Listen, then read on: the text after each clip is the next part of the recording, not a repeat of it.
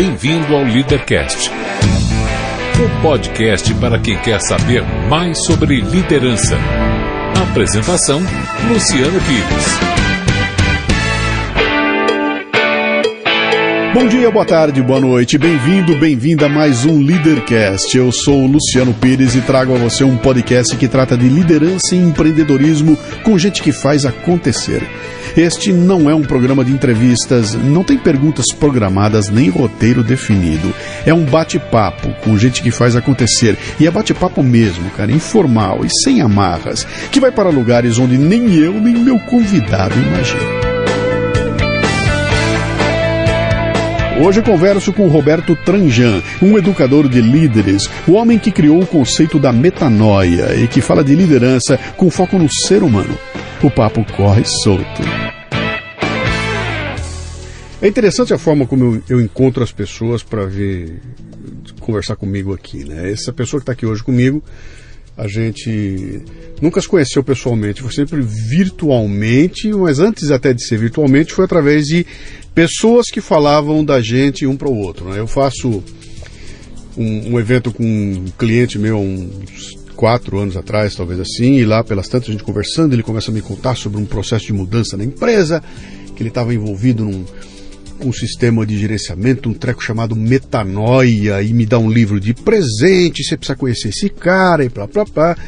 Passa o tempo, eu vou ter contato com outro cliente meu que vem a mesma coisa. Pô, eu também estou envolvido com o negócio da metanoia. Aí eu vou participar de um evento, ele está lá no evento também. A gente nunca se viu pessoalmente, até que um ouvinte do Leadercast me manda, Alan, né, me manda um e-mail. Cara, você precisa falar com ele. Aí eu falei, se você tiver contato, me bota o contato. O Alan bota em contato, nós trocamos 2, 3 e-mails. De repente, já estamos aqui sentados um do lado do outro, já almoçamos juntos, já viramos amigos, né? E vai ser um papo muito interessante hoje aqui. Então eu vou aquelas 3 perguntas que eu sempre costumo dizer que são as 3 mais difíceis do programa, né? Que é: como é seu nome, qual é a sua idade e o que é que você faz? Muito bom. Primeiro, Luciano, obrigado por estar aqui. Eu acho que estivemos juntos em saguões de hotéis, salas de aeroportos, sei lá onde, e de fato a gente nunca teve, né? Mas tem o seu dia, chegado o dia. Se você fosse uma loura maravilhosa, eu teria reparado. Pois é, nem descreva para o ouvinte não ficar desapontado, viu? Mas você pergunta o nome, a idade... Sim, e o que é que você faz? E o que é que eu faço?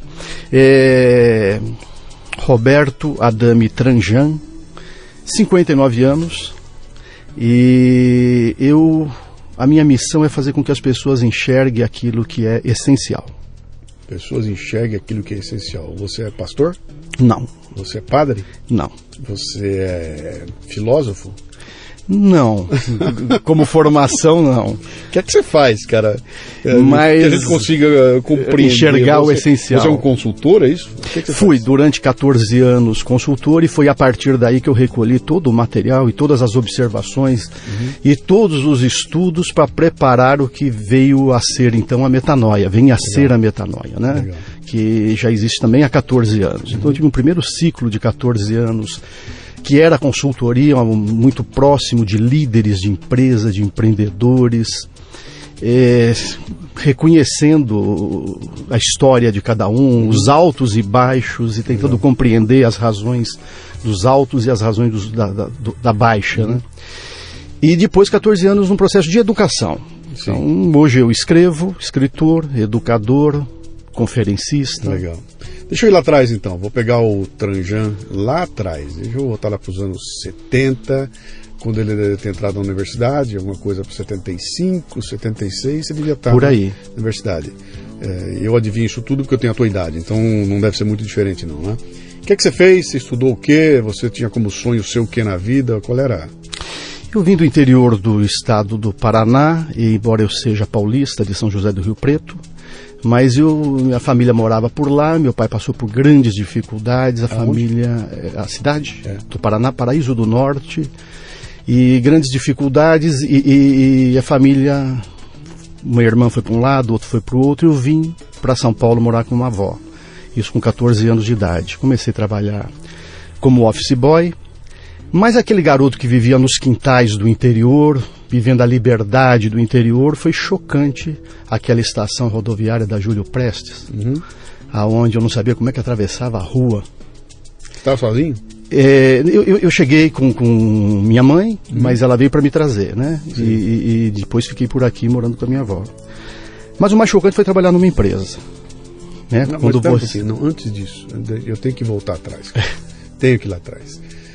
Você está me dizendo que você, com 14 anos de idade, que é o momento em que o filho vê no pai aquele ícone, em que o pai deixa de ser, aos 14 anos de idade, meu pai não é mais um super-herói, a minha relação com ele já muda um pouco, né? Ele não é mais... Ele vai voltar a ser um super-herói quando eu fizer 50 anos na frente. Aí eu olho pro meu pai e falo, cara, que avião!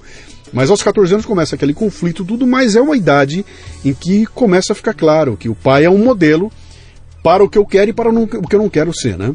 E nesse momento você perde a figura paterna, e nesse momento a sua mãe te traz aqui, te larga e fala, papai e mamãe tá fora da jogada. Para um garoto de 14 anos, cara, que devia ter um núcleo familiar, você falou que você tinha irmã e tudo mais, isso se rompe de uma hora para outra. Isso. Como é que foi isso, cara? Como é que lida com isso? Eu acho que isso tem a base de tudo que veio, o que vem depois, o que é a história hoje e o que será ainda.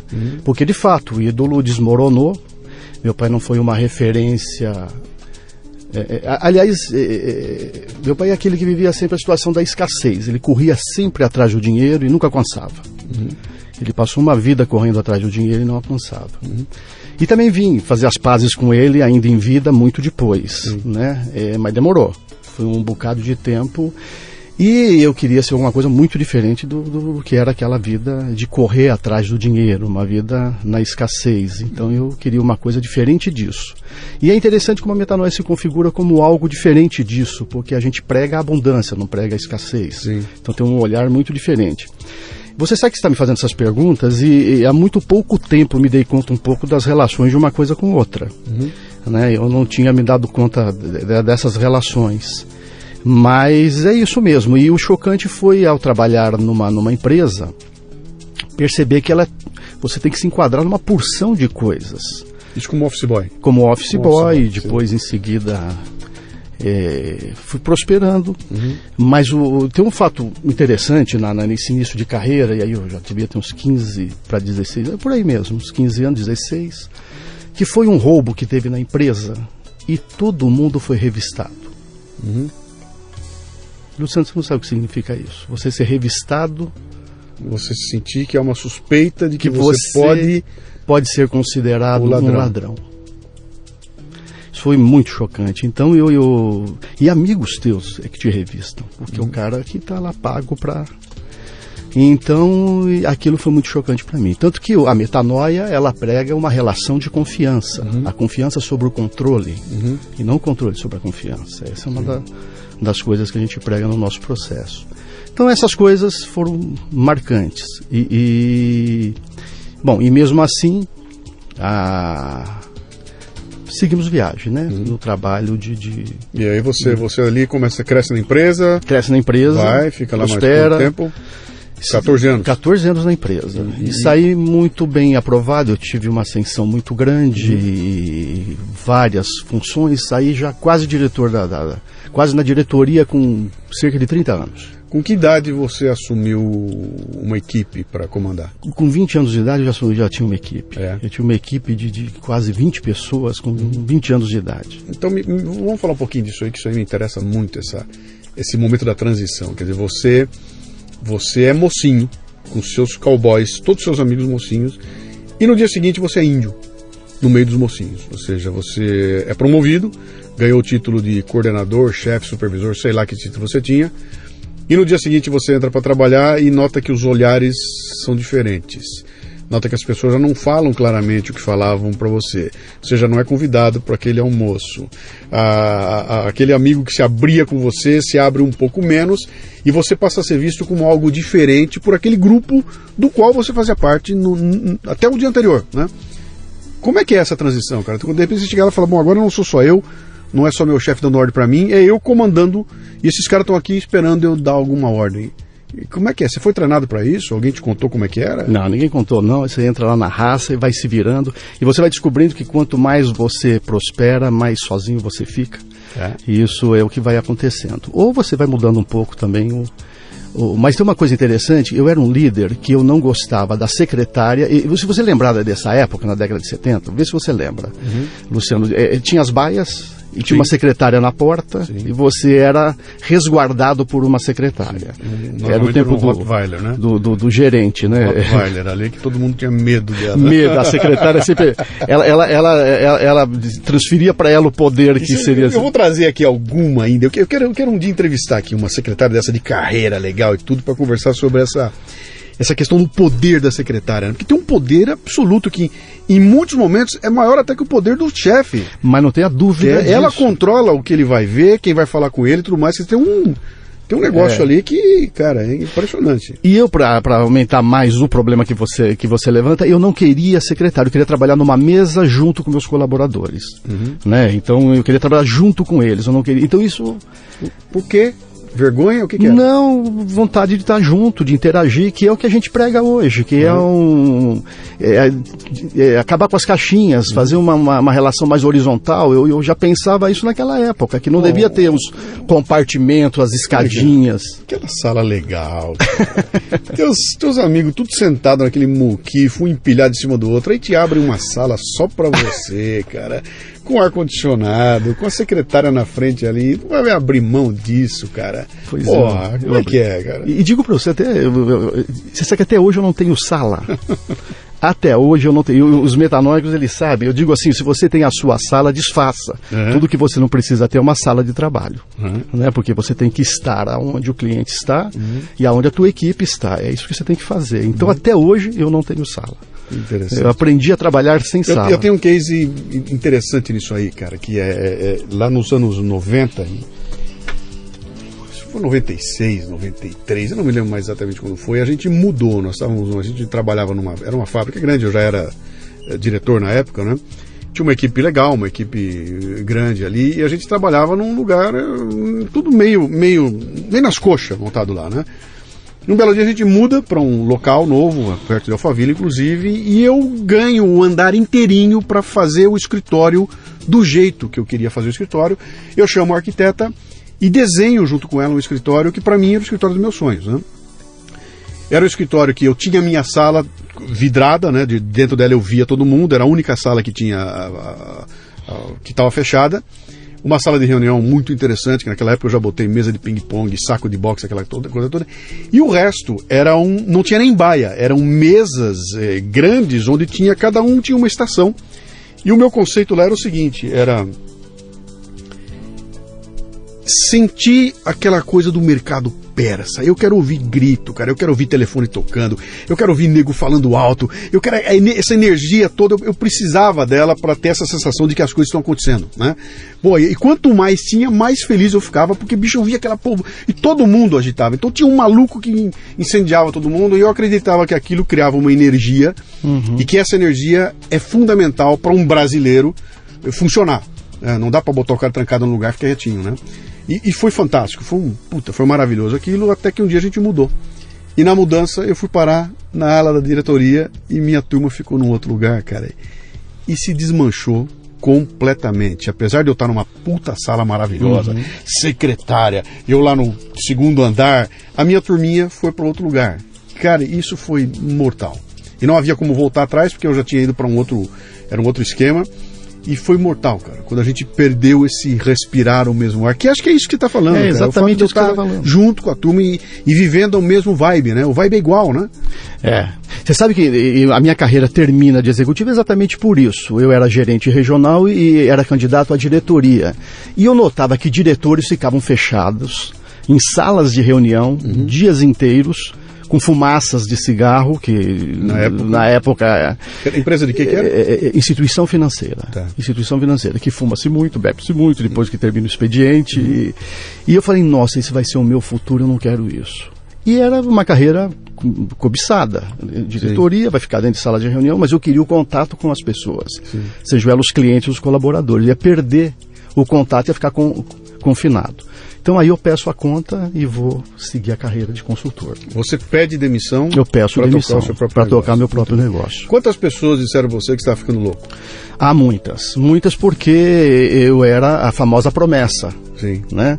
E por mais que nós falávamos há pouco que com a ascensão você perde alguns amigos, mas você também ganha muito a admiração de amigos, que vê a sua trajetória sendo bem conduzida, bem sucedida, tem os que te admiram. Então esse chega e fala, não, você está ficando maluco de largar um emprego desse, você é a bola da vez e você vai embora. Eu falei assim, mas alguma coisa me diz que não é mais aqui que meu coração vai pulsar daqui para frente. Me conta um pouco sobre esse processo de decisão. Quer dizer, que idade você tinha?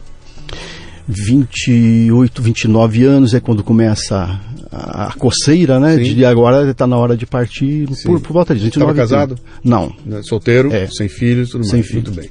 Mas já beirando os 30 anos de idade. Quer dizer, quanto mais passa a idade, mais difícil é tomar uma decisão dessa aí, né? Mas como é que é o processo de julgamento e tomada de decisão nessa hora? Quando você olha ali e fala, tenho toda a segurança do mundo, tenho uma baita carreira pela frente, vou ser promovido para diretor, o salário vai crescer, eu vou ter o carro, e eu resolvo que eu não quero isso e vou mergulhar num buraco negro, que eu não tenho nenhuma segurança. A partir de amanhã eu não tenho uma instituição por trás, sou eu. Se eu der errado eu quebro e vou ter que voltar humilhando, pedir emprego aqui. E você, diante dessas duas oportunidades, escolhe a mais arriscada, né? Como é que é esse processo de... E tem um dado adicional, né? Colegas vieram comigo. Então, colegas da minha equipe, nós vamos juntos. E aí aumenta a responsabilidade, porque você fala, puxa, eu estou subindo uma escada, que eu não sei para onde é que vai dar. E como é que é esse processo de tomar a decisão, para essa avaliação que você bate o olho e fala assim, tá legal, eu vou. Quanto tem de irresponsabilidade nessa tua decisão? Pelo fato de você ser um garotão, sim, eu posso errar à vontade, chuta e acabou, né? Quanto tem de irresponsabilidade e quanto tem de análise racional que fala, não, ali está o meu futuro? Quanto é cada coisa dessa? Luciano, de racional nada, senão você não faz. Sim. Não é uma análise racional, não é uma coisa que você põe no papel e faz um planejamento estratégico, e não é nada disso. É uma coisa extremamente intuitiva, com algum componente emocional, mas muito de intuição, e alguma coisa que te diz que é isso que você tem que fazer. Você comprou essa intuição onde? Tem onde vem isso? Vem em caixa, vem em lata? Aí é que ela vem da história, né? Quando você faz aquela pergunta lá de trás, mas eu não me dava conta disso não. Há pouco tempo eu comecei a fazer as correlações, mas é alguma coisa que vem lá de trás. Tem alguma coisa que diz, tem algo que você tem que fazer, né? É como se fosse uma chama, um propósito, uma chama que está dentro, um chamado que está fora. Sim. Como é que você junta essas duas coisas? A chama que está dentro, que começa a se apagar quando você não está vivendo aquilo que você tem que viver. O Max fala uma coisa melhor, o Max Guerin para mim, falou, eu nunca mais esqueci, até comentei na entrevista dele que você sabe que chegou a hora quando você acorda de manhã e fala, puta vida, vou ter que ir trabalhar, cara. Lá vou eu de novo. Ele falou, quando isso acontece, chegou a hora. Chegou a hora de você trocar. Esse é um bom indicador. Estava um pouco por aí, né? Sim. E aí você então monta uma consultoria? Uma consultoria com alguns parceiros que trabalhavam comigo, começamos, e é o que você falou, a remuneração era um tanque de gasolina por semana, para poder circular. Então, é uma consultoria financeira? Consultoria, começamos em instituição financeira, víamos muito da vocação financeira. Sim. Né? Então era consultoria financeira, começamos por aí. Você ia arrumar a casa dos clientes, é isso? Ia arrumar a casa dos clientes. Até descobrir, e aí entra em cena a minha primeira abordagem que se transforma em livro, que é uma empresa não tem só corpo, ela tem mente e alma também. Que é a empresa de corpo, mente e alma. Então assim, até descobrir que, puxa, eu tô ficando bom de corpo, mas peraí, isso não segura a tríade, não segura o equilíbrio. Empresa tem alma e empresa tem mente, não tem só corpo. E as finanças é muito a parte corpo, tangível, concreta, visível. E aí eu percebia que você não ganha o jogo estabelecendo o placar. Vamos ganhar de 3-0, que é o que as empresas às vezes fazem. Que são os orçamentos, né? Os planos de meta. Não. Você ganha o jogo não é estabelecendo o placar. É trabalhando a equipe, preparando a equipe, tática de jogo. Eu vi uma entrevista recente de um lutador do UFC, eu não consigo me lembrar o nome dele agora, cara, mas era um desses que ia disputar aí uma disputa de título, alguma coisa assim, e ele comentando, ele falando, Donald Cerrone, é um lutador respeitável, tentou o título, agora perdeu, mas ele contando, né, sobre o processo dele. Esses caras vivem uma vida que é uma coisa maluca, porque o treinamento para um lutador do UFC que vai entrar lá naquele ringue, vai tomar porrada que nem um maluco, e ele tem ali 15 minutos, 20 minutos para resolver a vida dele, é uma loucura. Então ele contando desse momento, sabe, eu estou me preparando para entrar no ringue. Então ele falou, o que eu fiz nos últimos 3, 4 meses? Eu preparei meu corpo. E a hora que eu subo no ringue, eu tô tinindo no corpo. Então, o que é o momento? São 80% o meu corpo, 20% minha cabeça. Quando eu entro no ringue, inverte. Passa a ser 20% do meu corpo e 80% da minha cabeça. Quem vai fazer eu ganhar a luta vai ser minha cabeça, não vai ser meu corpo. É isso aí. Fantástico. Fantástico. Né? Essa fantástico, coisa, e né? é isso. E nos negócios é assim também. Você pode preparar toda a sua estrutura e a sua infraestrutura, suas instalações, tudo isso. Né? Mas o que vai fazer a diferença é a alma que está presente naquele tipo de negócio e a mente que está presente naquele tipo de negócio. Qual foi o insight que te levou a essa conclusão? Você contou para mim na hora do almoço, de manhã e de tarde. Então, Luciano, eu notava, eu era sempre observador, né? E de prestar atenção e tentar aprender com o mercado, com os clientes. E eu notava o seguinte, aí nós estamos mais ou menos agora em década de 80. Você deve lembrar que nós vivíamos todos os planos ortodoxos e heterodoxos da economia, inflação galopante. Então é uma economia muito complicada. 80% de inflação ao mês, 2.600, quase 3.000 ao ano. O que para quem é jovem e está ouvindo a gente, não dá para fazer, não dá para calcular o que é isso. É impossível para quem não viveu o que nós vivemos naquela época, imaginar o que seja 80% ao mês. É uma coisa que você de manhã você compra e à noite você não compra mais. Exatamente. Subiu ao longo do dia o preço. É uma coisa brutal, né? Mas era assim que a gente vivia, né? Uma taxa de juros elevadíssima, uma taxa de desemprego elevadíssima. Então, assim, quando eu vejo a economia de hoje, para quem passou aquela, me parece que a gente está num céu de brigadeiro, claro. O céu de brigadeiro não é. É só para fazer o paralelo, né? Em absoluto não é. Mas eu notava que tinha empresários, então ia na parte da manhã numa empresa e o cara estava reclamando da vida, e está difícil, e está desempregando, e tem que mandar a gente embora, muito parecido com isso que a gente vê. E na parte da tarde eu ia numa outra empresa, num outro bairro em São Paulo, e era o contrário, abrindo filial, expandindo, importando máquina. Eu falei, o que tem de diferente do empresário da manhã para o empresário da tarde? Claro, vem as respostas. O mercado é o mesmo, o ambiente é o mesmo, a inflação meu presidente é o mesmo. É tudo igual. A mesma economia, a mesma taxa de juros, taxa de câmbio, a mesma. O que tem de diferente? Bom, aí vem algumas respostas mais simplistas. O ramo da atividade, todos falavam para mim, no meu ramo da atividade você não conhece, ele é muito predatório, a concorrência é brava. Então, não, deve ter algo que faz uma diferença, que não é o ramo de atividade, que não é a economia. E aí e sim, o que faz a diferença, que não é a economia, que não é o ramo de atividade, é uma qualidade de olhar que o da manhã tem, que o da tarde não tem. Ou melhor, que o da tarde tem, que o da manhã não tem. Uma qualidade de olhar. Tem alguma coisa do lado de dentro que não é do lado de fora, já que o lado de fora é igual para todo mundo. Só pode fazer a diferença alguma coisa do lado de dentro. E esse lado de dentro é o olhar através do qual você enxerga a realidade. Né? Metanoia, ela surge disso, porque metanoia é mudança de modelo mental. É uma palavra de origem grega, que significa meta é além, é um olhar além do tradicional, além do convencional. Como é que eu enxergo além do convencional? Existe o aqui e o acolá. Como é que eu enxergo o acolá? Porque o aqui está posto, ele é isso, ele é o que sempre foi. A economia é isso, ela é sempre isso. Ela tem os altos, tem os baixos, e sempre será assim. Então o que vai fazer a diferença é essa qualidade de olhar. Nessa hora, eu começo a questionar o trabalho da consultoria, até porque eu deixava empresas extremamente bem aparelhadas durante um ano e meio ou 2, depois eu era solicitado a refazer tudo. Porque assim, uma empresa não caminha além do modelo mental do líder. Porque o modelo mental do líder vai fazer com que a empresa recue. Isso é uma coisa que eu ia perguntar a você. Você quando falou aquela história a diferença da empresa da manhã para a empresa da tarde era o olhar, eu ia te perguntar, olhar de quem? Cara pálida, da empresa como um todo ou de algum elemento da empresa? E está claro para mim que que você coloca como sendo o líder, né? Quer dizer, O líder. é de cima para baixo. É de cima para baixo. É o líder que tem a capacidade de influenciar ou persuadir, porque também a qualidade do olhar faz a diferença de um para o outro. E contaminar, né? Ele contamina, né? Ele contamina, né?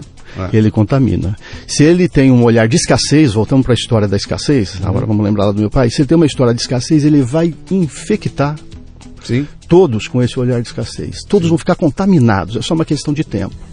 Eu notava, por exemplo, que o líder que passava dificuldades gostava de ler jornal antes de trabalhar. Sim. Então ele já começava na sessão das concordatas e das falências. Ele já começava mal. Claro, ele não confiava em ninguém que trabalhava com ele, porque tinha muito medo de ser roubado, de acontecer algum problema. Ele não tinha confiança. Ele achava que o cliente é aquele cara que quando você dava a mão, ele queria o braço. Sim. Então você percebe que tem um conjunto de crenças, né, que forma a construção de uma realidade e você vive nessa realidade. Sim. Que ela não é verdadeira, mas é a sua realidade, portanto verdadeira para quem a tem. Sim. É interessante. Na minha palestra do Everest eu tenho um momento ali que eu comento um questionamento que o pessoal fazia pra mim, né? Mas o que faz um louco querer ir pra um lugar desse? Você é maluco, cara. Pô, vai pra Nova York, vai pra Paris, vai se meter no Everest, bicho, passar frio, comer mal, vomitar, correr risco de vida. Você é um puta louco, cara. Quem leva um cara a tomar uma decisão dessa? Tem que ser muito maluco, né? E ali eu dou um exemplo, eu falo, cara, eu tive 12 meses de preparação para pensar muito bem nisso, até porque todo mundo me falou que aquela viagem era 90% cabeça, 10% corpo, né?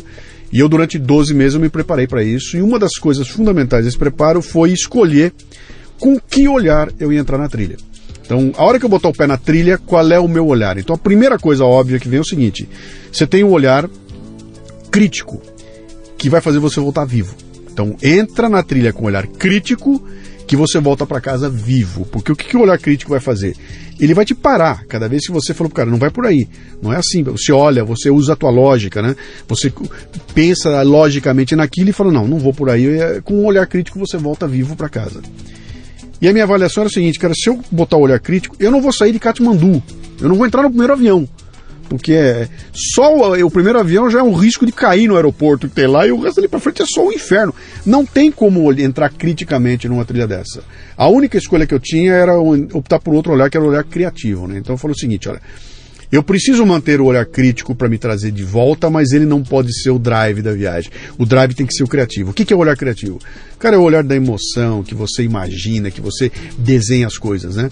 Eu falei, então, o que eu fiz durante 12 meses? Foi transladar de um para outro. Então, o dia que eu entendi que eu estava entrando com o olhar criativo, mudou a viagem. Porque aí era aquela história, cara, eu tô andando aqui, bicho, tô com ânsia de vômito, dói tudo, eu tô fudido, cara. Aí eu parava, olhava pra cima, vi o Everest, maravilhoso, 8.000 metros de altura, vi uma vozinha no meu ouvido e falou o seguinte, bicho, você sabe onde você tá, cara? Aí você falou, você tá no Everest, que é o sonho da tua vida. Meu, tem que doer, porque a dor, tudo que você tá passando, esse perrengue todo, é o que você vai superar. Então é legal, e aquilo me dava força pra continuar, né? Então foi a escolha por um olhar que determinou o que ia ser aquela minha realidade, né? Então a pessoa me pergunta, você voltaria lá? Eu falo, cara, eu voltaria para lá 1000 vezes se eu conseguisse nas 1000 entrar com o olhar criativo. O ponto que eu quero colocar para você aqui, que tem tudo a ver com o que você está dizendo, é o seguinte, isso é uma escolha. Ninguém desenhou, o mundo não é bom ou ruim, o mundo é. Quem dá sentido a ele é o teu olhar, e aí você escolhe. E o cara que escolhe esse olhar que você falou, o olhar da escassez, ele define o mundo que ele vai viver. E é isso, cara, eu não confio em ninguém, todo mundo vai me roubar, todo mundo é bandido. Cara, é insuportável viver com gente assim, né? Mas, de novo, isso é uma escolha. É uma escolha. E aí, como você resolve isso? Mudando o modelo mental. O modelo mental. E aí, lembrando que você colocou uma coisa legal, você falou de uma outra maneira, é a questão do aqui e do acolá. Sim. O aqui é essas coisas, as dificuldades estão aí, os obstáculos estão aí. Não vamos nos livrar deles, graças a Deus, porque a gente precisa deles até pra gente refinar, né? Sim. Tem o acolá é esse olhar. Então, assim, como é que a gente leva a isso? Conhecimento, é o que você falou do olhar crítico. E fé, é o nome que você queira dar, para não ficar também uma coisa religiosa. Fé, que é aquilo de você enxergar o que você ainda não viu. Essa é a definição de fé, enxergar o que você ainda não viu. Mas que você já construiu mentalmente aquilo que você quer fazer. Você provavelmente já tinha construído mentalmente o Everest. Pô, eu já tinha me visto no campo base, eu tinha me visto... A primeira visão que eu tive era eu morrendo na montanha. Quando começou era assim, cara, puta, vou cair, vou me matar. E foi assim, cara, imagina que lugar louco, cara, que, puta, eu vou me estrepar lá. E essa coisa só muda no dia que eu chamo um cara mais novo que eu, que foi pra lá, e o cara vem na minha casa, senta na minha frente com um álbum de fotografias e me conta tudo aquilo que eu não conseguia pegar lendo um livro. E aí eu pergunto, ele me responde. E nesse momento esse cara me dá toda a confiança que eu precisava e ele muda meu olhar. A partir do momento que eu converso com ele, eu falo, puta, então dá pra fazer. E a hora que ele vai embora da minha casa, eu falo, pô, daquele dia em diante, eu passo a enxergar só o sucesso da viagem e não mais eu morto, caído no canto lá. Então, vê que você está colocando uma coisa interessante, 2 palavras importantes para entender isso. Que se você ficar com o olhar só no aqui, Sim. aonde mora a escassez, quem governa é o medo. E você teve medo, pelo que você está relatando, você teve medo. Mas aí o que aconteceu? No acolá que está o desejo. O desejo mora no acolá. Sim. O desejo mora lá onde o olhar enxerga o que não está posto. Bom, essa luta do desejo e do medo nós a vivemos todos os dias. Sim. A gente não se livra dela. Sim. Nós só temos que fazer uma coisinha. Gostaria que os nossos amigos ouvintes pegassem essa. Bota o desejo na frente do medo. Nunca o medo na frente do desejo. Que isso é que faz você subir uma escada sem saber onde é que vai dar. Sim. Aos 30 anos, pedir a conta do emprego e é o desejo na frente do medo. Porque se o medo tomar conta, a gente não sai do lugar. Se você for olhar todas as histórias das grandes conquistas da humanidade, é isso, né? O que é que explica um cara se enfiar no deserto de Gobi durante 2 anos em busca de um pedaço de osso e que vai fazer esse cara fazer a descoberta de um dinossauro que nunca... Cara, tem que ser muito louco pra ir, né? É um cara que vai atravessa o oceano num barquinho, um cara que vai pra Lua. Vou entrar numa lata que vai me levar pra Lua e eu não tenho certeza se eu volto ou não. As caravelas, eu vou me lançar no oceano e eu não sei se eu vou voltar pra casa, cara, né? Não, aliás, tem uma história até muito legal que eles colocam uma... Esses são os ingleses, né? Que eu vi um anúncio do cara procurando gente para ir para a Antártida, né?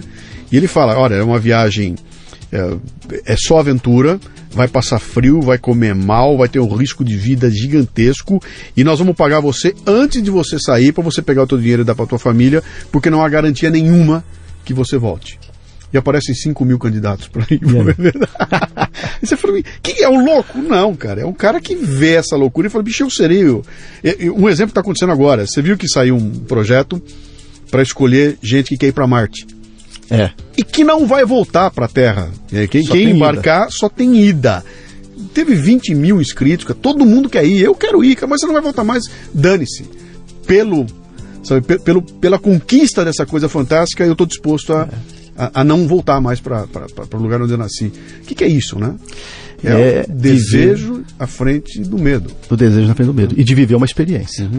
Agora, o jeito de você sair vivo de uma história dessa é você estar preparado. Porque quando você fala assim, o cara, legal, então a partir de amanhã eu vou meter a cara, vai se ferrar. Aí entra o conhecimento. Vai apanhar. Conhecimento e fé, né? Lembra do binômio? Conhecimento e fé. Aí entra o conhecimento. Também não pode ser um suicida, né? Sim. Você tem que ter conhecimento, tem que ter alicerce, tem que ter base, tem que estudar, tem que aprender. Isso não está descartado. E aí o dia que você tem esse insight, então, que nasce esse conceito da metanoia e você se vê... É interessante que é uma mudança de realidade, né? Porque até então você trabalhava com uma planilha Excel. Aliás, era Lotus 1, 2, 3, né? Era Lotus 1, 2, 3, onde você punha 1 mais 1 dava 2. Não tinha erro. Se não der 2, está errado. Né? Exatamente. E aí você sai disso e passa para um universo que não cabe mais na planilha. Você está lidando agora com quereres, poderes, dores, intenções, mau humor, inveja, cobiça, amor. E, cara, eu sou um cara do mercado financeiro, acostumado a lidar com planilhas, e agora eu entrei nessa coisa maluca, né? Como é que é esse momento de transição, quando você olha para isso e fala, meu negócio está mudando, e agora eu mergulho num universo onde as coisas não são mais mensuráveis, ao menos da forma como era. Como é que você... Que eu acho que aí entra a metanoia, né? Aí entra a metanoia. Como é que é? Ela vem aparecendo. Quando vem a abordagem da empresa de corpo, mente e alma, ainda na metodologia da consultoria, eu começo a mexer no terreno da alma, no terreno da mente, e começa a perceber que tem significado. Essas outras pontas da tríade têm muito mais significado, tem muito mais coisas além dos números, e que os números não mostram, que os números não declaram. Né? E que tem mais coisas para a gente entender, e que essas outras coisas às vezes são aonde está a essência do negócio. Eu uso um exemplo na outra palestra minha também que eu falo sobre isso. Eu falo, cara, se você tentar traduzir a tua vida em números, você vai ter momentos que você vai ver conclusões malucas. Por exemplo, 2001, o ataque às Torres Gêmeas. Vamos traduzir isso em números? Vamos. 3.000 mortos, 2 aviões, 13 sequestradores. Foi isso? Aquele evento? Cara, aquilo foi uma mudança. Mudou a história da humanidade aquilo. Quando eu traduzo em números, você perde isso. 3.000 mortos, 2 aviões, 13 sequestradores. Não é isso, cara. Isso é a parte menos importante até da história. Legal. Isso criou o fato, mas olha o tamanho daquilo. A consequência mudou a história da humanidade a partir do momento em que eu saio do simples mensuração e parto para as consequências. Na economia tem o Bastiat, né, que escreveu um livro fantástico chamado O que se vê e o que não se vê, onde ele fala exatamente isso. Fala, você está lidando com um sistema econômico onde é muito fácil você só olhar para as coisas que eu consigo medir, quando na verdade as consequências delas é que vão definir. Então você toma uma medida agora imediata, do agora, né, faz alguma coisa, manda embora, troca, põe, né, e esquece que lá na frente nós vamos ter uma conta para pagar com desdobramentos que são incontroláveis. Exatamente. Né? E o cara quebra e não sabe por que quebrou. Né? E nós estamos chegando a uma terceira ruptura. Eu estou vivendo agora o início de uma nova fase. Estou de novo subindo uma escada sem saber onde vai dar. Adiantando um pouquinho. A nossa conversa é um pouco randômica, né? Ela vai para frente e vai para trás. Sim. Mas depois, quando surge a metanoia, surge um processo de educação que substitui um processo de consultoria, que ao invés de trabalhar o sistema organizacional, vai trabalhar o modelo mental do líder. Muito bem. Legal. Então já pinta essas coisas todas. Mas o que está pintando agora é uma outra coisa. Só para pegar a história das finanças lá de trás e onde ela acaba agora. É o desenvolvimento econômico em prol do desenvolvimento humano e não o inverso. Porque o que aconteceu com o nosso capitalismo, Luciano, é que perdemos o pé. O desenvolvimento econômico foi mais importante que o desenvolvimento humano. Não era para ter sido isso, não era ideia do Adam Smith, não era ideia do Keynes. Invertemos. Então, assim, a economia prevalece sobre o humano. Mas o humano é a razão de ser, de nós estarmos aqui, é o humano. E a economia é um meio através do qual a gente cria o desenvolvimento humano. Mas se você olhar por aí, nesse momento de demissões, nesse momento de crise, de falta, a economia está prevalecendo, dane-se o humano. É porque o olhar é exatamente esse ponto, é olhar naquilo que dá para medir. Ou seja, eu estou numa bolsa de valores, eu tenho que pagar os dividendos dos meus acionistas. Se eu for mal, meu acionista se livra das minhas ações, vai cair o preço, isso aqui vai desmontar em tudo e quebrei. Porque eu trabalhei 26 anos numa multinacional, eu sei qual era a pressão que existia ali, era uma pressão que quando você apertava, cara, o negócio é o resultado, é o número no fim do dia. Todo o resto é consequência disso.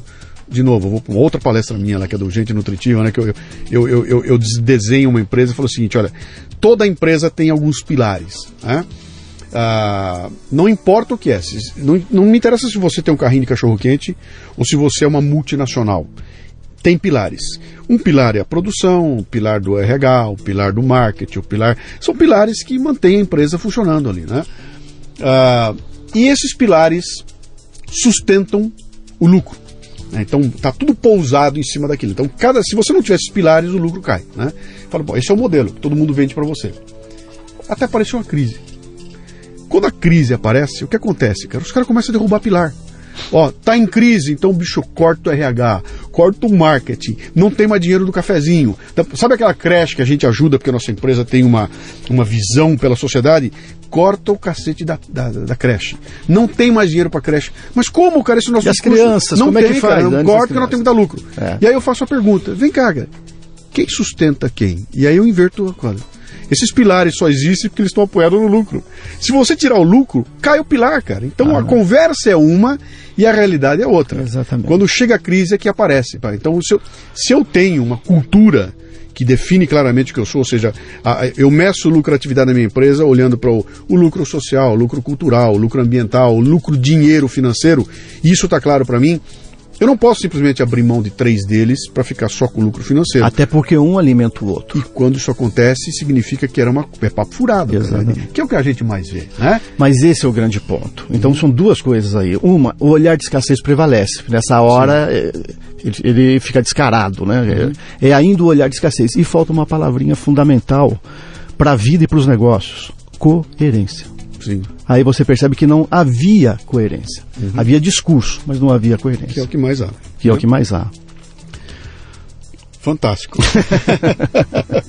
Assim, e nós precisamos recuperar isso, esse olhar de abundância, essa coerência e botar o desenvolvimento econômico a favor do humano, porque a crise é justamente essa inversão.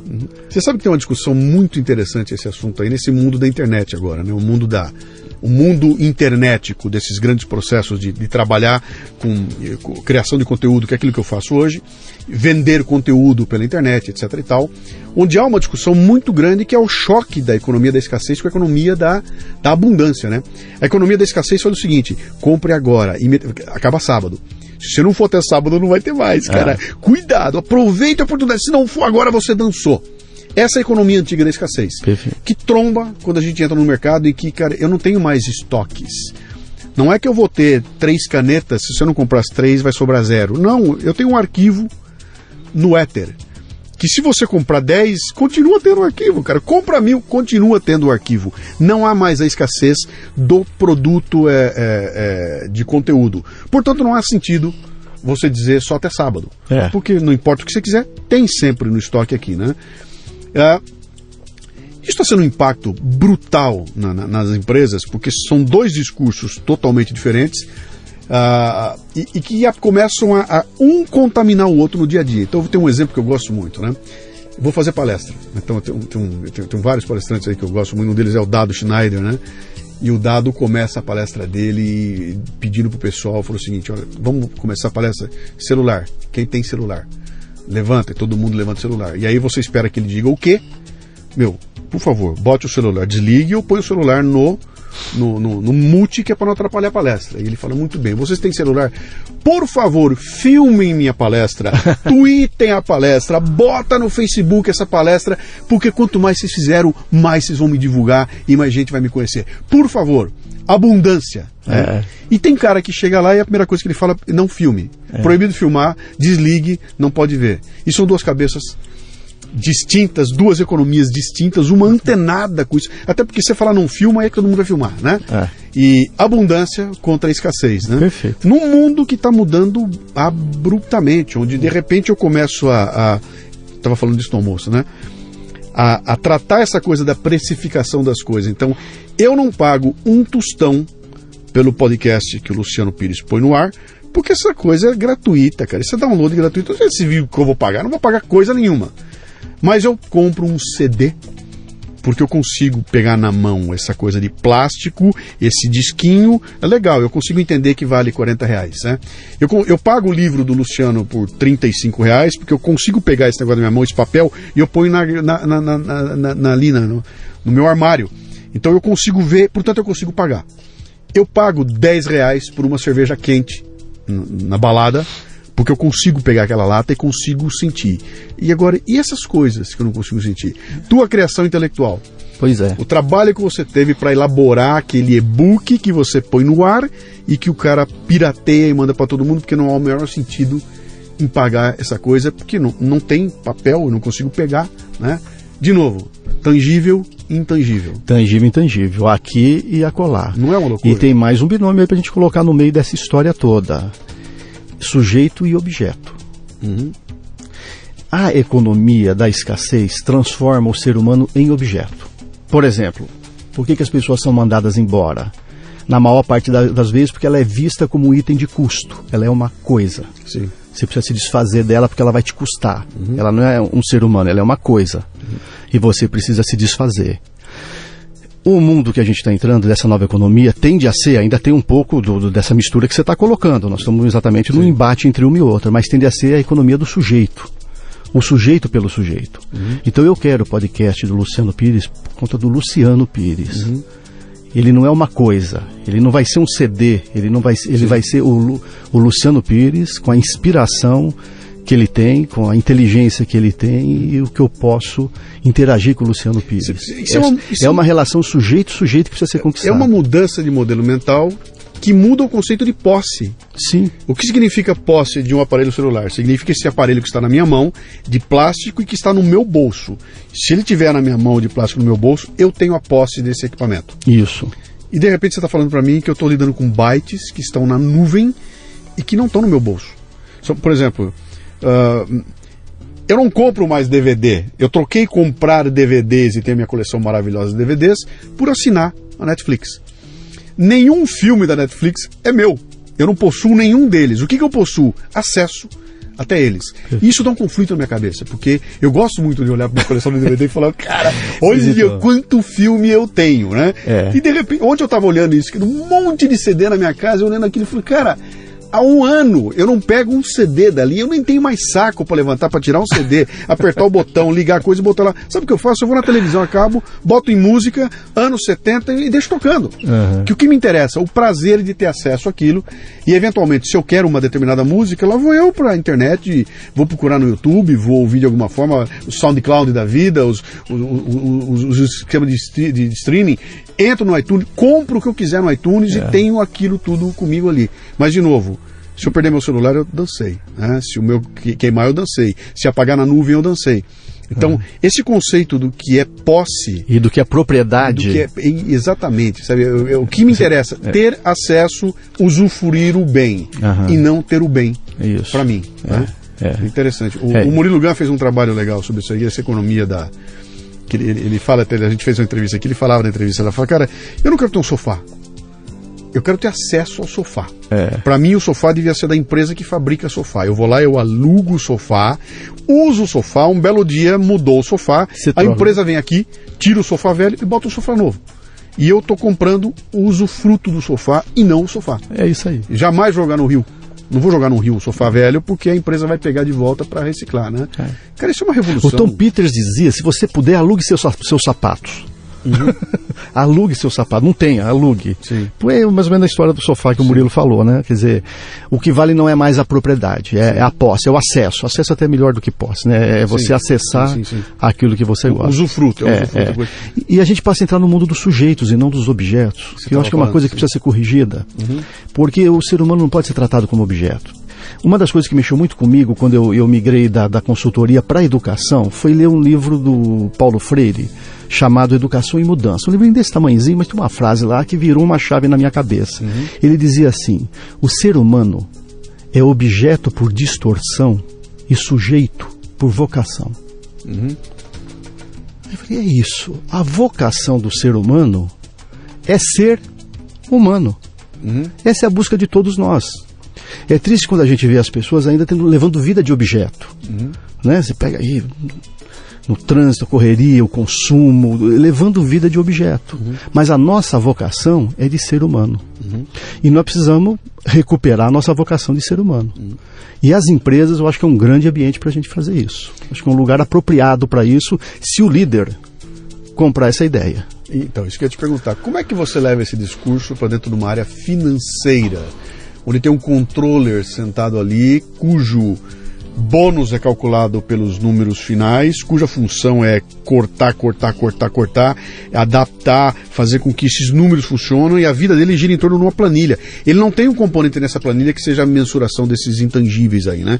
Essa é a preocupação do líder máximo, que vai chamar o pessoal da RH, que vai botar essa turma toda, da turma do marketing, né? Que eu vou investir dinheiro sem saber direito o retorno que ele traz, e que gera o conflito das empresas, mas de repente você chega lá com a tua proposta e bota na mesa, e na sua frente está o CFO, Chief Financial Esse não vai ser o cara que vai comprar a ideia. Quem vai comprar a ideia é o Big Boss. É o líder principal que vai comprar a ideia. E que ele respeite e valorize o papel desse controller, mas que ele compreenda que ele é 1/3 da tríade. Ele é para trabalhar o tamanho do corpo, né? E cuidar do corpo, e zelar por ele. Mas é 1/3. Você sabe que na minha época de empresa era legal? Eu tinha um conflito com a controladoria, que era um negócio terrível. Eu era o cara do marketing, o desgraçado que gastava com uma competência brutal todo o dinheiro que os outros coitados batalhavam para ganhar. Então, os engenheiros, o pessoal da produção se matava para ganhar dinheiro, caía na minha mão, eu era o maluco que ia lá gastar aquela coisa em bobagem, né? Era esse o conceito que tinha ali. E no meio do caminho eu tinha um CFO com quem eu ia brigar e bater com os caras lá. E eu me lembro que eu fazia as reuniões com a minha turma e o pessoal puto da vida, porque cortou coisa, que eu vou lá, eu falo com o cara, eu falo, bicho, essa é a função dele. esse é o cara que ganha para botar o pé da gente no chão. Se esse cara não fizer o papel dele, nós vamos voar que nem uns loucos aqui, cara. Tem que ter alguém para chegar e falar, atenção, pé alguém no chão, acelera, alguém pisa no breque. e eu vou ter que convencê-lo de que vale a pena ou não. Se eu não conseguir convencê-lo, alguma coisa está acontecendo. Ou ele é um idiota, ou eu não tenho argumentação suficiente para mostrar o valor daquilo que eu quero fazer. Né? Então, era aquela história. Se você está pedindo para mim 100 mil reais para gastar na construção daquele pequeno stand, naquela feira, a contratação da menina recepcionista e os cafezinhos que você vai dar para os caras. Só que com 100 mil reais, cara, eu arrumo o torno. Aquele torno que tá fudido lá, eu vou arrumar o torno. Então eu tenho que escolher, ou dou 100 mil reais para você torrar com as meninas e fazer aquela bagunça, ou eu conserto o torno.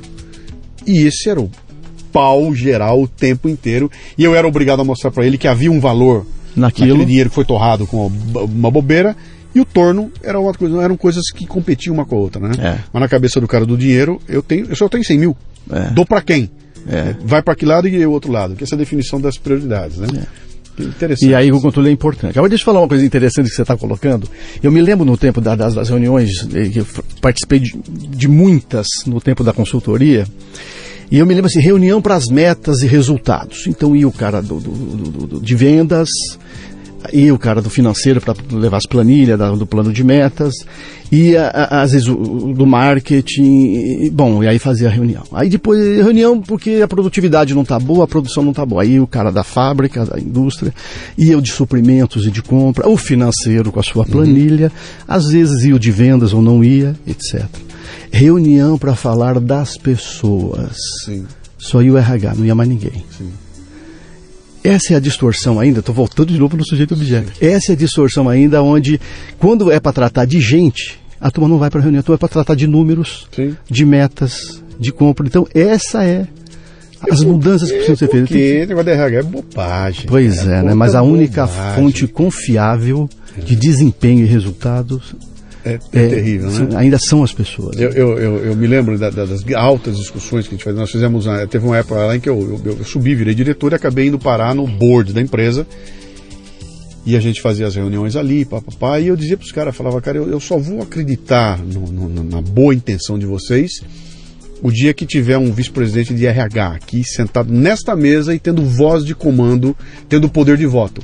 Na hora que botar aqui, vamos falar da estratégia, vamos, cadê o VP de RH capaz de vetar ou de dar uma coisa com preço? Se não tiver, o resto é conversa, cara. Nós estamos tomando decisões aqui sem ter a coisa mais importante, que é a definição das pessoas que estão aqui, né? E normalmente não é assim. É a menina do RH, né?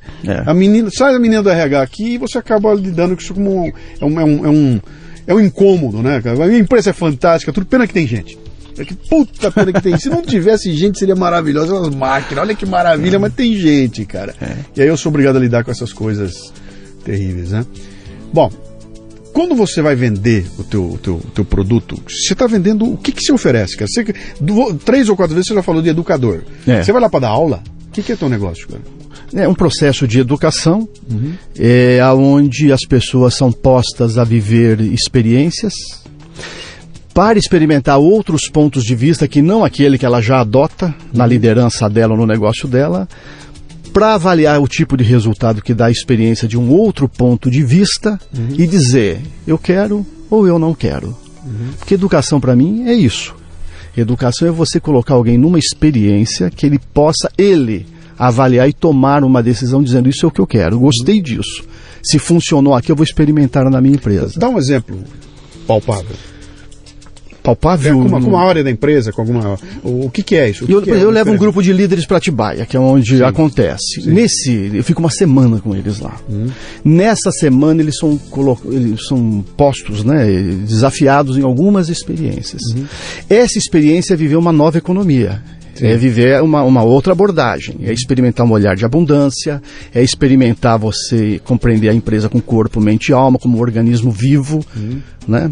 Você vai mandar os caras trepar na árvore, nadar no rio, remar na canoa, subir a cachoeira, pular do bungee jump, é isso ou não? Não. Eles são postos em experiências, mas não dessas radicais que você está colocando. Não que eu acho que não funciona, não sei, não mexo com isso, mas são experiências O cara de finanças tomou a decisão de marketing. O cara de marketing tomou a decisão de finanças. São várias configurações nesse sentido. Sim, isso muito de mudar o olhar, muito. De experimentar um novo olhar, muito. Sim. É sempre muito esse movimento. E isso acontece no processo de um ano, né? Então você não é uma coisa de uma hora para outra, não. E a mudança vai ser, não é uma mudança que você vê, passei um fim de semana trancado com ele e mudei. Não, ela é paulatina. Depois de um mês eu tô junto de novo. E aí, vamos lá, de novo. Depois de um mês eu tô junto de novo. Porque isso significa uma mudança. Você tem que mudar hábitos. Você tem que mudar a tua agenda de líder. Você tem que colocar virtudes onde os vícios estão tomando conta. O desejo no lugar do medo, isso é imprescindível. O desejo vai ter que despertar no lugar do medo. Alguns exemplos que você deu aí, você estava falando, vem o cara do financeiro e tudo, o que me leva a acreditar que você está tratando de uma empresa perfeitamente configurada, uma empresa, não vou dizer grande, uma empresa média, mas toda arrumadinha, tem os seus departamentos, tudo. Mas eu imagino que você lida com uma porrada de empreendedores, que é a família que está à frente, é o cara, aquela bagunça, chama o financeiro, é o Zé, agora o RH também é o Zé, eu quero o cara de logística, é o Zé também, e é a Maria, que é a esposa do Zé, que é a minha sobrinha, né? E não há essa configuração tão clara como tem uma empresa, e você entra nesse ambiente também, né? Como é que cara, lidar com essa coisa onde você está lidando com a família e com o dono, há um tipo de dinâmica ali dentro que é totalmente diferente da dinâmica de uma empresa onde tem um dono que eu não sei quem é, tem um acionista e eu sou um peão no meio dessa história toda, né? Como é que é essa diferença? A empresa brasileira é muito familiar, né? A questão da família é muito presente. Então nessa hora sempre a gente pode colocar a família no processo, a gente coloca a família no processo. Né? Tem uma grande vantagem a empresa familiar, ela já traz valores familiares que em geral são bons para dentro da empresa. Né? E que você pode juntar esses valores familiares com os valores da equipe de trabalho. E transformar essa empresa não numa organização, como a ciência da administração ensina, mas como uma comunidade de trabalho. Né? Diferente, porque organização é organograma, metas, objetivos, etc, etc. Comunidade de trabalho, valores, propósitos, relacionamento, confiança. Você está falando do Google? Não sei como é. Eu estou falando com você o seguinte, o discurso das empresas aí, dos Google da vida, dos Facebook, que são essas coisas da nova economia, onde o cara vai trabalhar quando quer, do jeito que quer, de bermuda, que tem um violãozinho para ele parar de tocar, blá, blá, blá, blá, que se pinta pra gente como sendo esse caos maluco, e que na verdade não é caos coisa nenhuma, isso é uma casca de marketing que tem ali, mas embaixo dela tem os puta processos colocados, tem que dar resultado, tem que cumprir prazo e tudo mais, quer dizer, só se discute o marketing, que é muito parecido com isso, né? Você acaba de discutir, somos aqui uma grande comunidade. Quem é seu chefe? Não temos chefe. O chefe aqui é meu colega. Mas como é que é a dinâmica de trabalho? Que dia é a reunião? A reunião acontece quando dá, pá. Cara, não é nada disso. Viva o caos, né? Bom, o Google veio muito depois de quando eu pregava isso, em 99. E aí aparece o Google. Mas esse modelo mais, vamos chamar de anárquico, não sei, esse modelo mais... Não é bem isso, é o que você falou. O modelo de trabalho, ele tem muito mais disciplina do que o modelo organizacional tradicional. Ele tem muito mais compromisso do que o modelo tradicional. Entendeu? A equipe é muito mais de devotos do que do modelo tradicional. E as pessoas são muito mais impulsionadas por uma força mais interna do que as que vêm de fora. Salário, bônus, essas coisas todas são importantes, mas não é o que movimenta as pessoas. Então isso tudo, no fundo, cria uma cultura de trabalho e de negócios que funciona numa nova economia. Né? Essa é a cultura que nós precisamos, onde as pessoas são sujeitas e não são objeto, onde a abundância prevalece e não a escassez, onde a farta conta mais do que a falta.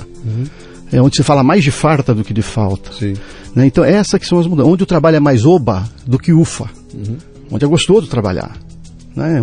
Então é esse conjunto. É isso que nós queremos. Nós temos uma cultura que promove esse tipo de coisa. E assim, o mundo pode ser essa encrenca, mas que aquela empresa seja um lugar legal para trabalhar. Ela não é uma bolha isolada do mundo. Ela vai ser, de certa maneira, afetada.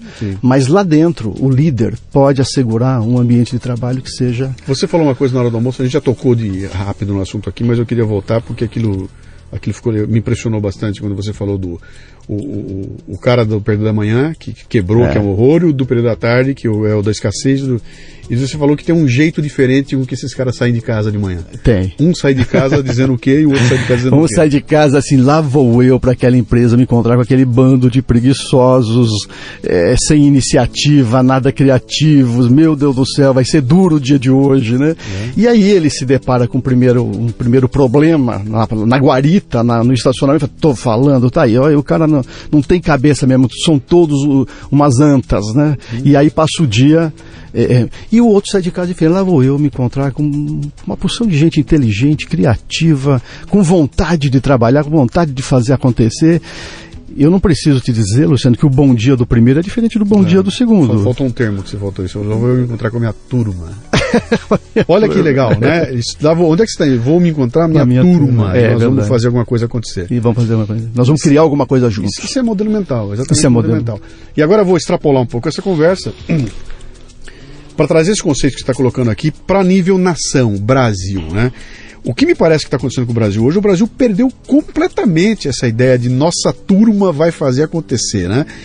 Eu até um tempo atrás eu escrevi um artigo que eu fazia uma comparação ali dizendo o seguinte, cara, se você conseguisse transformar a China num ser humano e perguntasse para ele o que é que você quer, ele diria para você assim, eu quero conquistar o mundo e depois eu vou para Marte e vou conquistar Marte. Se você conseguisse transformar o brasileiro num ser humano e perguntasse o que você quer, ele dizia o seguinte, eu quero comprar um carro chinês, bem baratinho, eu quero ter um carro chinês.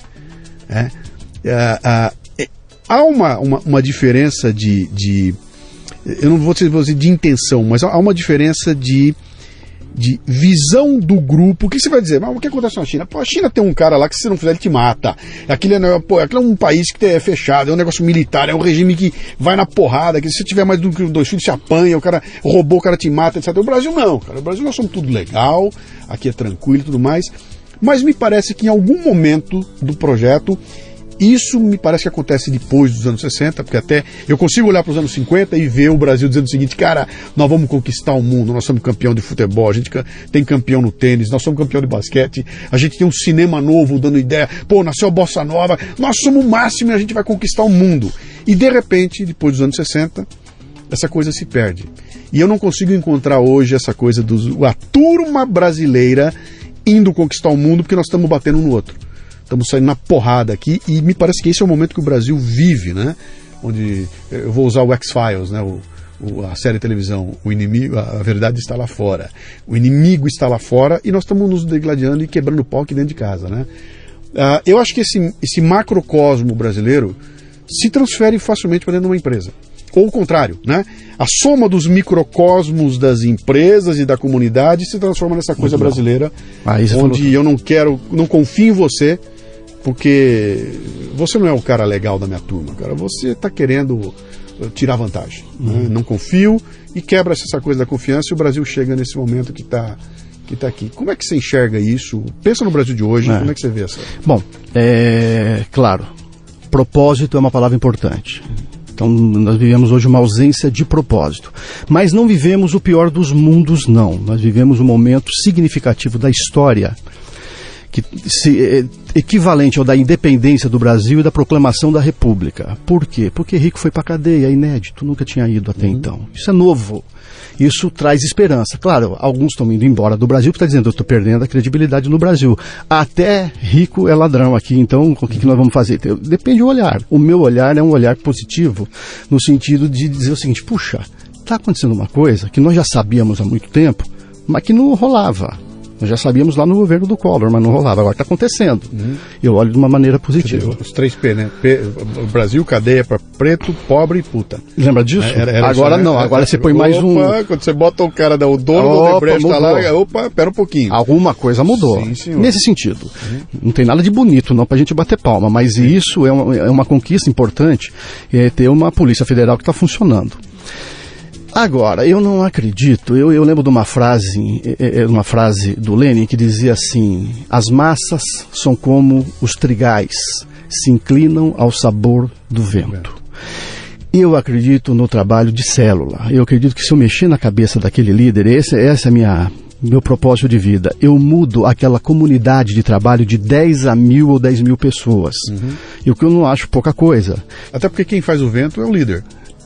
Quem venta é o líder. Ele é que é o cara do vento, né? Isso. Então, aquele cara, eu quero mexer com a cabeça daquele cara.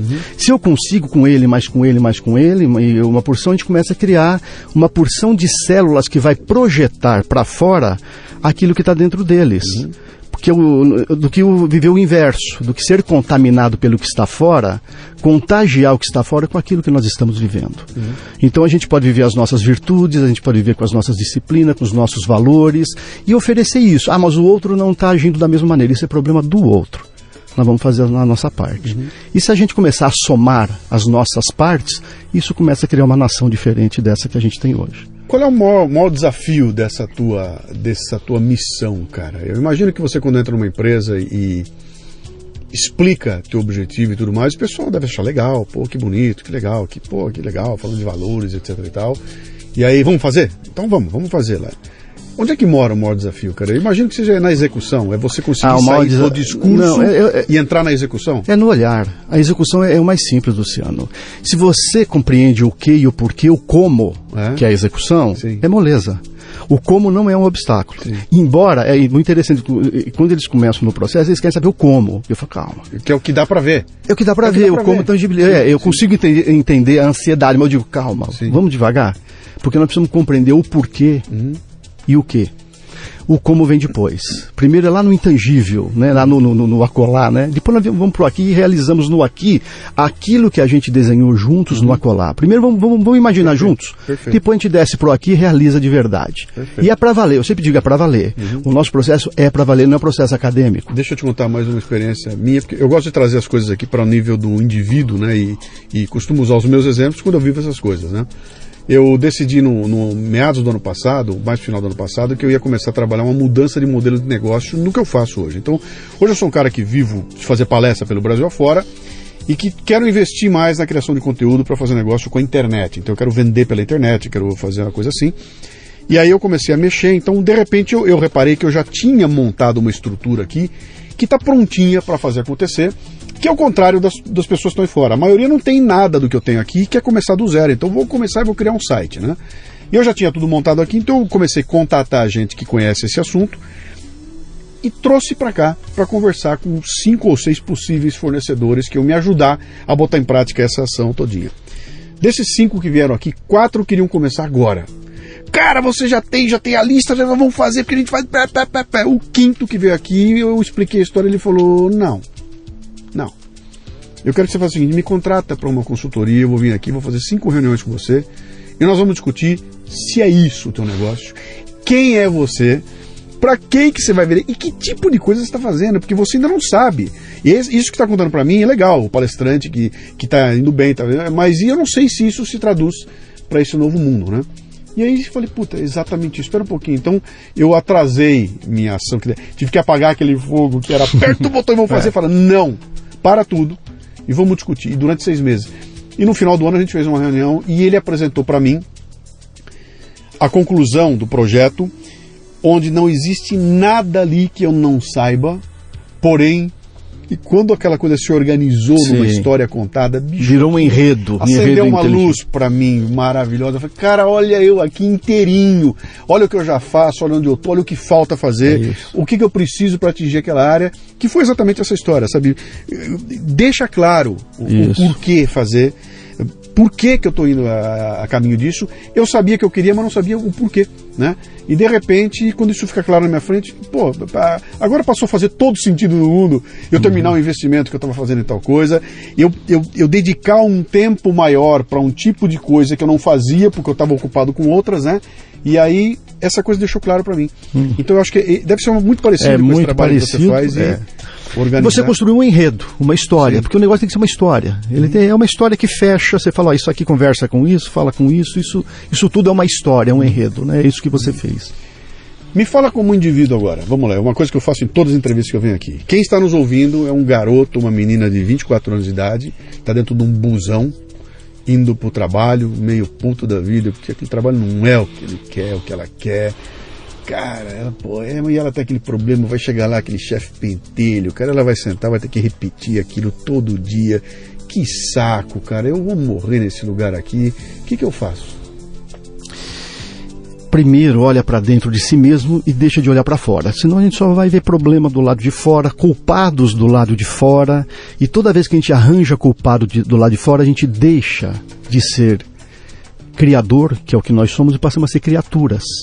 Então a gente passa a trazer para dentro da gente aquilo que a gente vê do lado de fora. Então primeiro olha para dentro de si mesmo e acredite que você agora eu vou falar para ele, já que você me pediu, que você é um criador. Dentro de você mora um criador, doido para pulsar, doido para contar uma história, com vontade de fazer uma diferença muito grande, e toda essa força está dentro de você. Agora, se você olhar para fora, você vai perder isso. Se você olhar para dentro, isso cresce. Né? Essa força de dentro tem que superar os obstáculos de fora. Né? Mais uma vez, o desejo, porque ele mora dentro, o desejo mora dentro, tem que ser maior do que o medo. Você vai sentir medo? Vai, quem é que não sente? Mas bota o desejo na frente. Não deixe nunca que o medo seja maior do que o desejo. E não perca muito tempo conversando com colegas que vão te desanimar das coisas que pulsam dentro de você. Porque gente para botar a areia em cima tá cheio. É o que mais tem, né? É o que mais tem. Então, não conversa, escuta a tua voz de dentro, o que ela te pede, é o que nós chamamos de intuição, aquela hora, essa voz interior. Voz interior é o mesmo que vocação. Vocação é diferente de profissão. Profissão é um meio através da qual você vive a sua vocação. De repente você nem precisa de uma profissão para viver a sua vocação, mas a vocação está na frente da profissão. Uma vez a pessoa compreendendo isso que você acabou de falar e fazendo um exercício interno que é só dela, não dá para pedir para ninguém fazer isso, tá? O máximo que eu posso fazer se eu tiver uma grana é arrumar um terapeuta que vai me ajudar a organizar minhas ideias, mas você está propondo um mergulho interior, que eu chamei de introspecção, né? Eu vou fazer um mergulho introspectivo para me examinar e legal, entendi, maravilha, quero ir adiante. Qual é a tarefa de casa? A tarefa de casa, primeiro, é fazer o mergulho. Porque nós estamos falando isso, mas pouca gente faz, viu, Luciano? De parar consigo mesmo, ficar livre da barulheira, do caótico que está por aí e parar para fazer. Só isso já é metade. Parar. No silêncio. Silêncio é de ouro. No silêncio. Você com você. A primeira coisa é esse mergulho, esse apaziguamento, essa busca de serenidade, essa calma. Porque não é no barulho que nós vamos buscar a solução. É nesse apaziguamento, nesse silêncio. Isso é o primeiro. Porque aí você vai ficar com você. Porque a gente pensa que a gente está com a gente não está. Então você está com você quando você está contigo no silêncio. E a partir daí começar a lançar algumas perguntas. E mais importante do que as respostas, e que nós somos ansiosos por elas, são as perguntas que a gente elabora. Essa é a segunda parte. Então primeiro o apaziguamento, a calma, o recolhimento. Segundo, as perguntas que você lança para você mesmo. Então, quem eu sou, no que eu sou bom, o que me faz feliz, o que dentro de mim pulsa, o que dentro de mim vibra. O que eu faria mesmo que não me pagassem por essa isso? Pergunta é sensacional. O que eu faria de graça e não tem dinheiro nenhum do mundo que compraria isso de mim? Porque aí você começa a falar com o seu coração. De verdade. E se você conversar com o seu coração de verdade, só vai dar. Não tem como dar errado, Luciano. A minha indignação do meu trabalho é ver por que tanta gente se gasta tanto na vida quando está tudo lá dentro dela esperando que ela faça esse contato. Né? E terceiro e último, depois do recolhimento das boas perguntas, haja. Ação. Você tem que, de alguma maneira... Mas quando você estiver sozinho no seu recolhimento fazendo pergunta, você começou a imaginar. Você colocou a imaginação em funcionamento. E a imaginação é o reino das possibilidades infinitas. Na imaginação vale tudo. Você pode imaginar indo para Marte. E prepare-se para se incomodar. Porque tem perguntas que são desgraçadas, que a gente foge de responder, né? E tem gente até que fala, que baita absurdo. Até... Eu fiz um programa agora, nós estamos gravando aqui, mas semana que vem, terça-feira, vai haver um programa chamado Sobre o Propósito, qual é o propósito. Ali eu descrevo essas coisas, e lá eu falo sobre essas perguntas que têm que ser feitas e tudo mais, e vou contando ali. Eu faço as perguntas no programa. Eu falei, só escuta, cara, e pergunta isso aí. Por que você faria mesmo? E eu descrevo uma situação.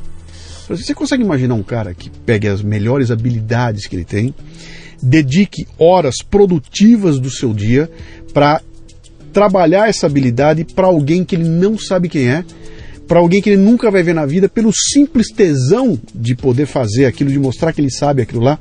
Você consegue imaginar hoje em dia alguém fazer? Imagina, cara, ninguém faz isso. Eu falo assim, Wikipedia, Linux, Coisas que estão na cara da gente, que você fala, de onde veio isso? Veio de um monte de voluntário. Que o cara faz pelo tesão de fazer, né? Quer dizer, eu gosto tanto disso aqui que eu não preciso ser pago, não, cara. E a gente pega e constrói uma Wikipedia, que é uma coisa fabulosa, né? Constrói um sistema operacional chamado Linux, que é um monte de gente que não ganhou para fazer aquilo. Olha só. Então é possível existir, e você sabe o que remunerou esses caras, hein? Foi um prazer de olhar para aquilo e falar, cara, eu faço parte desse processo. E não preciso ganhar para isso, não. Meu tesão tá aí e vou dar o melhor de mim, né? Cara, isso é um sonho. Né? Quem encontra esse caminho é um sonho. E aquele que consegue ganhar dinheiro, ser pago para fazer aquilo que ama, como é, felizmente, o meu caso, e acho que é o teu, sabe? Amo fazer isso que eu faço aqui e ainda ganho algum dinheiro com isso, né? Cara, esse é o melhor dos mundos. Né? Mas é transformar o trabalho num ato de amor. É isso que nós precisamos fazer. E alguém vai pagar por isso, porque isso tem valor. Não é que nós vamos trabalhar por causa disso, mas isso tem valor e alguém vai remunerar por isso. Legal. Muito bem. Quem quiser ter contato, então, com Metanoia, com o Tranjan, como é que faz, cara? Onde é que eu vou? Tem um site, tem um... Facebook. Tem o Facebook, Facebook Roberto Tranjan. Tá. Tranjan com N. N de navio, né? N de navio, Tranjan. Tá. E tem www.metanoia.net. Metanoia.net. E ali tem uma explicação. Fala do processo da metanoia, o Facebook tem lá as coisas. Se você é líder de uma empresa, se você é dono de uma empresa, se você é líder de uma equipe, se você quer agitar a cabeça do teu grupo todo, dá uma olhada no Metanoia, que é interessante. Se você não é nada disso, se você é simplesmente o peão, né? O carinha que está perdido no meio, olha igual. Porque tem dicas fantásticas ali, que vão... Tem os livros também, então... Legal, cara. Tranjan, que gostoso essa conversa nossa. Bom, muito bom saber que você é de uma cepa muito especial, que é a turma que nasceu em 1956, né? Somos nós dois, né? Então, é uma turma especial, né? Mas foi um prazer receber você aqui. Muito obrigado. Que você tenha curtido e vamos levar essa bandeira adiante aí, que é valorizar o ser humano aí, que acho que esse é o caminho para qualquer coisa que seja dar certo. É isso. Parabéns pelo seu trabalho, Luciano. Obrigado. Um abraço.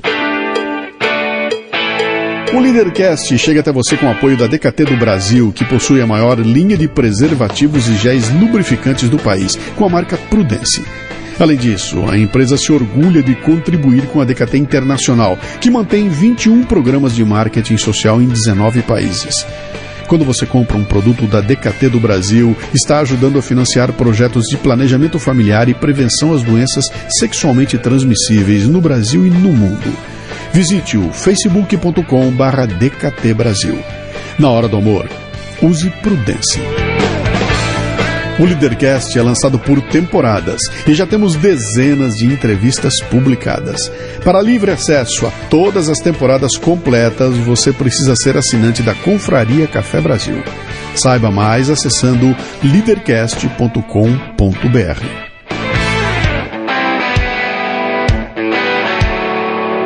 Você ouviu o Leadercast com Luciano Pires. Mais uma isca intelectual do Café Brasil. Acompanhe os programas pelo portal cafebrasil.com.br.